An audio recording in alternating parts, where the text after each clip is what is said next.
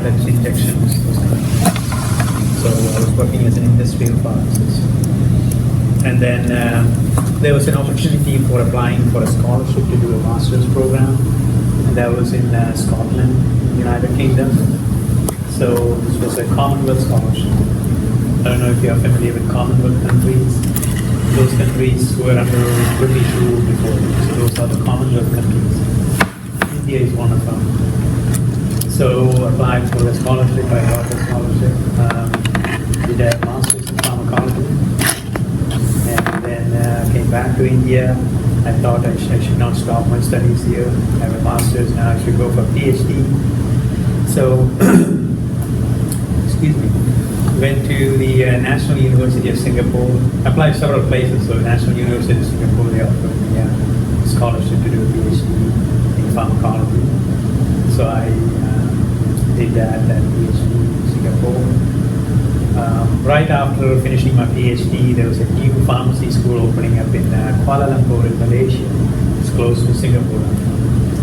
So I was offered a faculty position there. So that was my very first teaching experience in University of Malaya in Kuala Lumpur. So that's how I ended up in teaching pharmacy. So were you always interested in pharmacy as a career? I was always, because I come from a family where we have a lot of traditional healers. In India, there is a traditional healing system called Ayurveda. And my uncle was a traditional healer. So even when we were kids, we used to, go out and collect these medicinal plants, and then he would make decoctions and, oils and ointments, paste, so many different formulations. So we grew up watching all those pharmacy things when we were children. So I had that interest always. That's very cool. See, so why exactly did you come to the University of Charleston? Why did I come? It was basically, there was a job open here, and I was looking to move from my previous place. And then came here, and I heard about this school with good NAPLA scores and small school environment. And in general, the reviews were good on internet.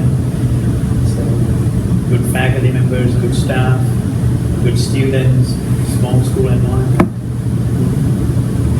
So back in pharmacy school, was there anything particular that you did to make it through? The only thing I remember is that study every single day. That I still remember, and then it's difficult to cram everything close to the exams in pharmacy school, because before pharmacy I also did a bachelor's in chemistry, so that was completely different. I could, close to the exam, I'll go and study, cram, and then pass. And when I came to pharmacy school, I couldn't do that anymore. So study every single day. That's my advice to you guys. Okay, and what exactly do you think has made you successful as a pharmacist and an educator? First of all, it's a passion. You need to like what you're doing.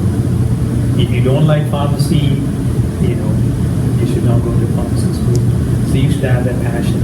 Sometimes in your P1 year, you may not have that passion because you don't know much about the profession. But try to learn about the profession right from P1 year and develop that passion. Because without that, I think you'll be completely bored. And what type of research, if any, are you working on currently? I used to do pain research. So I used to do a lot of basic science research with animals and in vitro systems, basically trying to understand the pain mechanisms. How is pain caused? What causes pain in the body? Different types of pain. We have inflammatory pain when you get a sprain. You have neuropathic pain when you have nerve damage. People having heart attack, they get that anginal pain. So many different types of pain. So I was looking at the molecular mechanisms of pain generation and how we can prevent that pain from happening. Fascinating. So where do you want to go from here with that? Obviously, our school doesn't have an animal facility, so I'm not doing any basic bench research now. One other thing I kind of found out was that chemistry department across the street, they have so many advanced equipments, analytical equipments. One of them is an atomic absorption spectrophotometer. So while talking to one of the faculty there, they said they have that equipment there. And I thought about doing something related to pharmacy using that equipment. So some of you might have heard that dietary supplements that we sell in our pharmacies, they contain a lot of contaminants, like heavy metals, pesticides, those kind of things. Because most of those dietary supplements, they are imported from other countries. They're not completely manufactured. So the quality standards are much lower in other countries, and FDA does not, vet those products. You don't need an FDA approval for selling dietary supplements. So, along with about 7 students, we thought about doing a project trying to look at the levels of heavy metals in dietary supplements. So that is something we are trying to do currently. So, when exactly did you go to pharmacy school? You mean the year? Mm-hmm. I graduated in 85. In 85? 1985. And was that for your bachelor's in pharmacies or your PhD? Bachelor's. When did you get your PhD? My PhD was in 1996. Okay. And what are some of your favorite things about pharmacy? One thing is that, you can, on a daily basis, affect the lives of people. Every single day, you'll be dealing with patients, even people who are looking for suggestions of medications and drugs. So every single day, you can be in touch with people and help them. Is there anything you don't enjoy about the profession? One thing probably is that, if you work in community pharmacy every single day, the standing part of it, I don't like. But I like the community environment because you interact with people a lot. The only thing I don't like is standing there. If I had a chair, I'd chair. I could sympathize. Yeah. So what do you think we can do as upcoming pharmacy students to actually promote the growth of the profession as well as just the standard that we hold ourselves to? The main thing as a student you should do is study. That's one thing. Get involved in pharmacy organizations and try to bring change. One example is that we are actually now fighting for provider status. Because most of the insurance companies, they don't pay for your time, for your consultation, for example. Some states they do, where they have this provider status. So keep fighting for that. Get that provider status. Maybe one day you can be the primary care provider in your community pharmacy.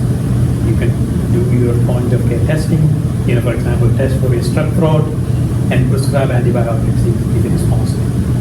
So that is the level we need to get rather than just dispensing drugs.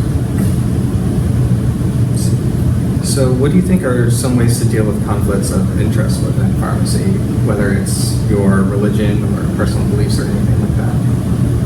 My personal opinion is that as a pharmacist, your first priority is to serve your patients.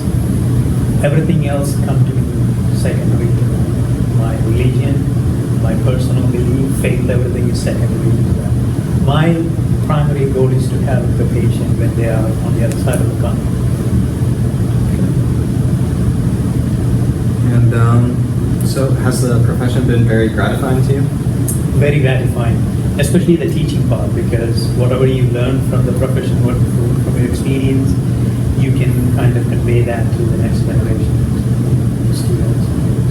Very gratifying. So what do you think is the future of pharmacy academia?